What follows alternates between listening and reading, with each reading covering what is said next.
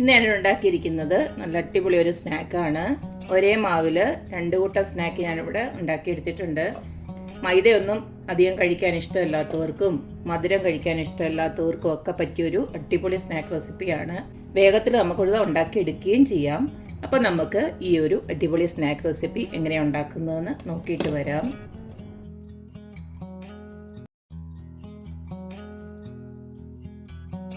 മൂങ്ദാൽ വെച്ചിട്ടുള്ള special snack ഉണ്ടാക്കാനായിട്ട് ഇതുപോലക്ക് ഒരു 1.5 കപ്പ് മൂങ്ദാൽ 2 മണിക്കൂറോളം ഞാൻ കുതിർത്ത് വെച്ചതാണ്. അതിനുശേഷം നന്നായിട്ട് കഴുകി ഇതുപോലൊരു അരിപ്പയിലോട്ട് വെള്ളം ഒന്ന് വാലാനായിട്ട് വെച്ചിട്ടുണ്ട്. ഇതിനി നമുക്ക് ജസ്റ്റ് ഒന്ന് ക്രഷ് ചെയ്തെടുക്കണം. ഒരുപാട് അരഞ്ഞു പോകണ്ട, ജസ്റ്റ് ഒന്ന് ചതച്ചിങ്ങെടുത്താൽ മതി. അതാദ്യം ഞാനൊന്ന് ചെയ്ത് വരട്ടെ. പൾസ് മോടിയിട്ട് ഇതുപോലൊക്കെ 1-2 തവണ ഇതുപോലൊക്കെ ചതച്ചെടുക്കുമ്പോൾ ഈ ഒരു പരുവത്തിൽ കിട്ടും. ഈ ഒരു രീതിയിൽ എല്ലാം നമുക്കൊന്ന് റെഡിയാക്കി എടുക്കാം. അപ്പോൾ മൂങ്ദാലെല്ലാം ഞാൻ ഈ ഒരു രീതിയിൽ ചതച്ചെടുത്ത് വെച്ചു. ഇനി ഇതിലേക്ക് നമുക്ക് കുറച്ച് ഐറ്റംസ് ഇട്ട് കൊടുക്കാനുണ്ട്. ഞാൻ 2 മീഡിയം സൈസ് സവാള ചെറുതായിട്ട് അരിഞ്ഞ് വെച്ചിട്ടുണ്ട്. അതങ്ങോട്ട് ഇട്ട് കൊടുക്കാം. അതുപോലെ തന്നെ കുറച്ച് പെരിഞ്ചീരകം 1 സ്പൂണോളം ഉണ്ട്, അതും ഇട്ട് കൊടുക്കുകയാണ്. പിന്നെ ഈ ഉള്ളി എടുത്തപ്പോൾ അതിൻ്റെ കുറച്ച് സ്പ്രിംഗ് ഓണിയനായിട്ട് അതിനകത്ത് കിളിച്ച് വെപ്പുണ്ടായിരുന്നു. അതുകൂടെ ഞാൻ ഇതിനകത്ത് അരിഞ്ഞിട്ടെന്നേ ഉള്ളൂ. അത് ഓപ്ഷനിലാണ്. വേണമെന്ന് വെച്ച് കഴിഞ്ഞാൽ മാത്രം ഇട്ട് കൊടുത്താൽ മതി. പിന്നെ കറിവേപ്പില അതിട്ട് കൊടുക്കണം, എങ്കിലേ നമ്മുടെ ഈ ഒരു സ്നാക്കിന് നല്ല രുചി കിട്ടത്തുള്ളൂ. പിന്നെ ഇതിലേക്ക് ഒരു ചെറിയ കഷ്ണം ഇഞ്ചി ഇതുപോലത്തെ പൊടിയായിട്ട് അരിഞ്ഞ് വെച്ചിട്ടുണ്ട്, അതുകൂടെ ഇട്ട് കൊടുക്കാം. പിന്നെ ഇതിലേക്ക് നമുക്ക് ആവശ്യത്തിനുള്ള ഉപ്പിട്ട് കൊടുക്കാം.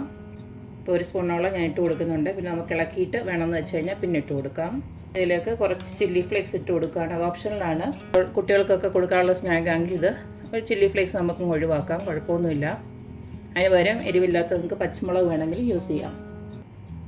ഇനി നമ്മുടെ ഈ സ്നാക്കിന് നല്ലൊരു കളർ കിട്ടാനായിട്ട് ഞാൻ കുറച്ച് മഞ്ഞൾപ്പൊടി ഇട്ട് കൊടുക്കുകയാണ്. അത് വീഡിയോയ്ക്കകത്ത് ഇച്ചിരി ഒരു കളർ കിട്ടട്ടെന്ന് വിചാരിച്ചിട്ടാണ്, ഓപ്ഷനിലാണ്. വേണമെങ്കിൽ മാത്രം നിങ്ങൾക്ക് ചേർത്ത് കൊടുത്താൽ മതി. ഒരു 1/4 ടീസ്പൂൺ ഇട്ട് കൊടുക്കുന്നുണ്ട്. അടുത്തതിലേക്ക് ഞാൻ ഒരു 1/2 കപ്പോളം കടലമാവിൻ്റെ പൊടിയൊന്ന് ഇട്ട് കൊടുക്കുകയാണ്. ഇതെല്ലാം കൂടെ നമുക്ക് നന്നായിട്ടൊന്ന് കുഴയ്ക്കാം. നമ്മളിതിനകത്ത് വെള്ളമൊന്നും ചേർക്കാതാണ് നമ്മുടെ ആ മൂങ്ദാൽ കുതിർത്ത് വെച്ചത് അരച്ചെടുത്തത്. അങ്ങനെ തന്നെ വേണം അരച്ചെടുക്കാൻ, അല്ലെങ്കിൽ ഒരുപാടങ്ങ് വെള്ളമായി പോവും. ഇതെല്ലാം കൂടെ ഒന്ന് ഇളക്കിയതിന് ശേഷം നമുക്ക് ഉപ്പൊന്ന് നോക്കാം. അതുപോലെ തന്നെ നിങ്ങൾക്ക് ഈ സവാളയ്ക്ക് പകരം ഉണ്ടല്ലോ ചെറിയ ഉള്ളി ഉണ്ടെങ്കിൽ അതിടുന്നതായിരിക്കും ഒന്നും കൂടെ ടേസ്റ്റ്. ഇപ്പോൾ എൻ്റെ ഈ ചെറിയ ഉള്ളി അത്രയും സ്റ്റോക്ക് ഇല്ലായിരുന്നു, അതുകൊണ്ടാണ് ഞാൻ ചെറിയ ഉള്ളി ഒഴിവാക്കി സവാള ഇട്ടത്. ഒരു 1/2 സ്പൂണ് ഉപ്പൂടെ ഇട്ട് കൊടുത്ത് ഞാനത് നന്നായിട്ടൊന്ന് ഇളക്കി എടുത്തിട്ടുണ്ട്. ഇനി ഞാനിത് എടുത്ത് വെച്ചിരിക്കുന്നത് നമ്മുടെ ബജ്ജി മുളകാണ്. ഇതിപ്പോൾ ഇത്രയും വലുപ്പത്തിൽ ഞാനിത് ഉണ്ടാക്കുന്നില്ല. ഞാനിത് നടുക്കൂടെ ഒന്ന് മുറിച്ച് അതൊന്ന് 2ആയിട്ട് ആക്കാൻ പോവാണ്.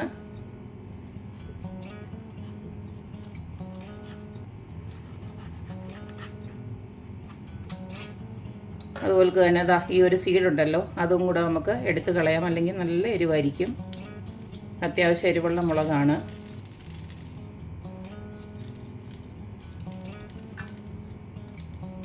ഇതുപോലെ അങ്ങ് എടുത്ത് കളഞ്ഞാൽ മതി. അപ്പോൾ ഇതൊന്ന് ഞാനിതുപോലെ ഒന്ന് ആക്കി എടുത്തിട്ട് വരാം.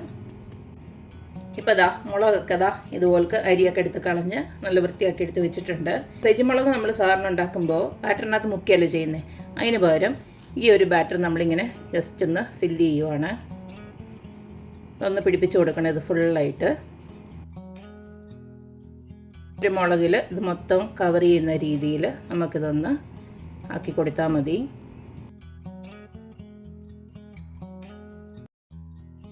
ഇതുപോലെ ആക്കിയെടുക്കണം. കണ്ടില്ലേ, ഈ ഒരു രീതിയിൽ ആക്കിയെടുത്താൽ മതി.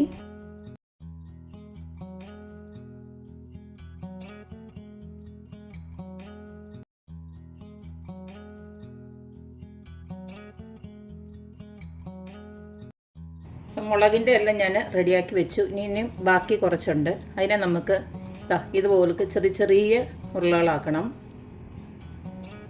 എന്നിട്ട് നിങ്ങൾക്ക് ഇഷ്ടമുള്ള ഷേപ്പിൽ ഞാനിപ്പോൾ ഇങ്ങനത്തെ ഒരു ഷേപ്പിലാണ് ആക്കിയിടുന്നത്. നിങ്ങൾക്ക് വേണമെങ്കിൽ പരത്തി വേണമെങ്കിലും റെഡിയാക്കി ഇടാം.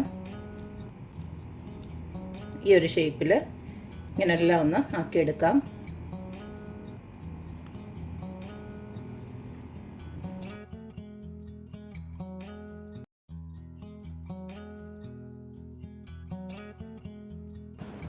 അപ്പോൾ നമ്മുടെ സ്നാക്സ് വറുത്ത് കോരാനായിട്ട് ഇതുപോലൊരു പാനിലോട്ട് ഞാൻ സൺഫ്ലവർ ഓയിൽ ഒഴിച്ചു കൊടുത്തിട്ടുണ്ട്. നിങ്ങൾക്ക് ഇഷ്ടമുള്ള പാനിൽ ഇഷ്ടമുള്ള എണ്ണ ഒഴിച്ചിട്ട് തന്നെ നിങ്ങൾക്ക് വറുത്തെടുക്കാം. കാരണം ഇത് നമ്മുടെ ഈ മുളകിന് ഇത്ര നീളം ഉണ്ടായതുകൊണ്ട് ആണ് ഞാനിങ്ങനെ ഒരു പാന് തിരഞ്ഞെടുത്തത്. ഇതുപോലൊന്ന് ഇട്ട് കൊടുക്കാം.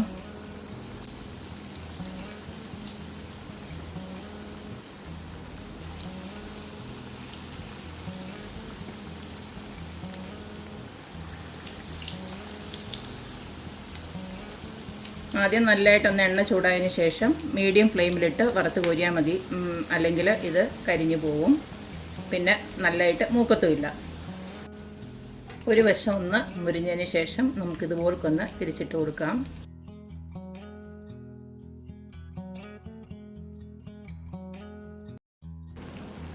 രണ്ട് വശവും നന്നായിട്ട് മുരിഞ്ഞതിന് ശേഷം നമുക്കിതിനകത്തുനിന്ന് കോരി മാറ്റാം.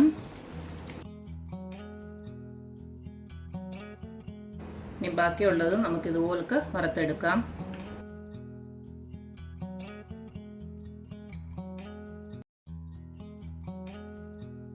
നമ്മുടെ മുളകില്ലാതുള്ള സ്നാക്ക് ഉണ്ടാക്കാനായിട്ട് അതുപോലെ നമ്മൾ ഉരുട്ടി വെച്ചില്ലേ, ഞാൻ അത് ഇത്തിരി നേരം കഴിഞ്ഞപ്പോൾ ഇത് ഇത്തിരി ഒരു വെള്ളമയമായിട്ട് തോന്നി. അതുകൊണ്ട് ഞാൻ ഇത്തിരി ഒരു ബ്രെഡ് ക്രംസിലൂടെ ഇതുപോലൊന്ന് ആക്കി എടുത്തിട്ടുണ്ട്. നിങ്ങൾക്ക് വേണമെന്ന് വെച്ച് കഴിഞ്ഞാൽ അങ്ങനെയോടെ ഒന്ന് ആക്കിയെടുക്കാം. കാരണം ഒരുപാട് വെള്ളമയമാണെങ്കിൽ ഇതെല്ലാം കൂടെ പൊട്ടിത്തെറിക്കും. നമുക്കത് അങ്ങോട്ട് ഇട്ട് കൊടുക്കാം.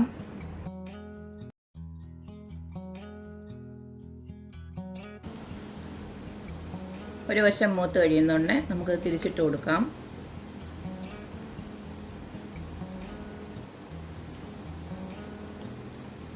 ഇത് ഈ പറഞ്ഞ പോലെ തന്നെ ചെറിയ തീയിൽ ഇട്ട് വേണം ഇതാക്കിയെടുക്കാൻ. അല്ലെങ്കിൽ ഇത് പുറം ഭാഗം മൂത്ത് പോവുകയും ചെയ്യും, അകോട്ട് വേവത്തുമില്ല.